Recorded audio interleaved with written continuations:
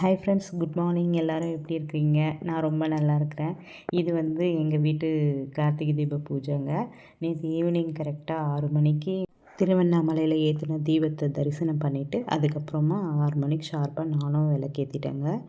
இது தாங்க எங்கள் வீடு. மேலே வந்து வாசலில் லக்ஷ்மி ஃபோட்டோ ஒன்று வச்சுருப்போம். எல்லா ஃபோட்டோவுக்கும் பூவெல்லாம் போட்டு எல்லாமே அலங்காரம்லாம் பண்ணிட்டோங்க. அப்புறம் நான் என்னோடய பூஜை முறை எல்லாமே நான் வந்து தேசமங்கையர்க்கரசி அம்மா சொல்கிற மாதிரி தான் நான் வந்து ஃபாலோ பண்ணுவேன். அவங்க சொல்லியிருந்தாங்க, வீட்டில் வந்து நம்ம குறைஞ்சபட்சம் 27 விளக்கு ஏற்றி வைக்கணும். ஏன்னா 27 விளக்கு எதுக்காகனா 27 நட்சத்திரத்தை குறிக்கும்னு சொல்லியிருந்தாங்க. அதனால் வந்து நான் எங்கள் வீட்டில் 27க்கு மேலேயே விளக்கு ஏற்றியிருந்தேங்க. அப்புறம் வந்து ஈவினிங் பூஜை பண்ணி எல்லாம் சிறப்பாக முடிச்சிட்டேன். பூஜை பண்ணும்போது நான் வந்து சிவபெருமானுக்கு என்ன நைவேத்தியம் பண்ணேன்னா, சிவபெருமானுக்கு மாவிளக்கு ஏற்றியிருந்தேங்க. அப்புறம் அண்ணாமலையார் ஃபோட்டோவும் அலங்காரம் பண்ணி வச்சுக்கிட்டேங்க. அப்புறம் பூரண கலசம் வச்சுருந்தேங்க. அப்புறம் எங்கள் வீட்டில் குட்டி சிவலிங்கம் இருக்காருங்க, அவருக்கும் அலங்காரம் பண்ணி முன்னாடி ஒரு பிள்ளையார் பிடிச்சி வச்சாங்க. அப்புறம் லக்ஷ்மி தீபம் ஏற்றி வச்சுருந்தேன், உப்பு தீபம். அப்புறம் காமாட்சி தீபமும் ஏற்றி வச்சுருந்தாங்க. அவல் பாயசமும் பானகமும் நைவேத்தியம் பண்ணேங்க.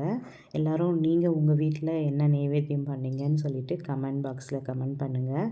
அப்புறம் வந்து நான் ஆல்ரெடி இந்த பூஜை ரூம் விலாக் வந்து நான் ஷார்ட்ஸாக அப்லோட் பண்ணியிருக்கிறேன். அப்புறம் எல்லாருமே என்னடா போட்டதே போடுறாங்களே அப்படின்னு எதுவும் ஃபீல் பண்ணாதீங்க. ஏன்னா வந்து நான் இப்போ விலாகாக போடணுன்றதுனால ஒரு பெரிய வீடியோவாக எடுத்து அப்லோட் பண்ணேங்க. அப்புறம் இந்த முருகர் வந்து திருவண்ணாமலையில் என் தம்பி வாங்கிட்டு வந்து எனக்கு கொடுத்தாங்க. அப்புறம் என்னோடய வீடியோஸ் எல்லாம் எப்படி இருக்குதுன்னு சொல்லுங்கள். எல்லோரும் சப்போர்ட் பண்ணுங்கள். என்னோடய வீடியோஸ்க்கு லைக் பண்ணுங்கள், கமெண்ட் பண்ணுங்கள், ஷேர் பண்ணுங்கள்.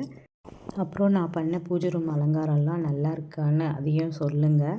ஏதாவது தப்பாக செஞ்சுருந்தா அதையும் சொல்லுங்கள், நான் திருத்திக்கிறேன். அப்புறம் வந்து இது வந்து என்னோடய சமையல் ரூமில் வந்து நான் எப்போவுமே ஒரு அன்னபூரணி சிலை வச்சுருப்பாங்க. அன்னபூரணி சிலையும் ஃபோட்டோவும் வச்சு அதுக்கும் தீபம் போடுவேன். அது வெள்ளிக்கிழமைனா நான் மாமூலாக தீபம் போடுவேங்க.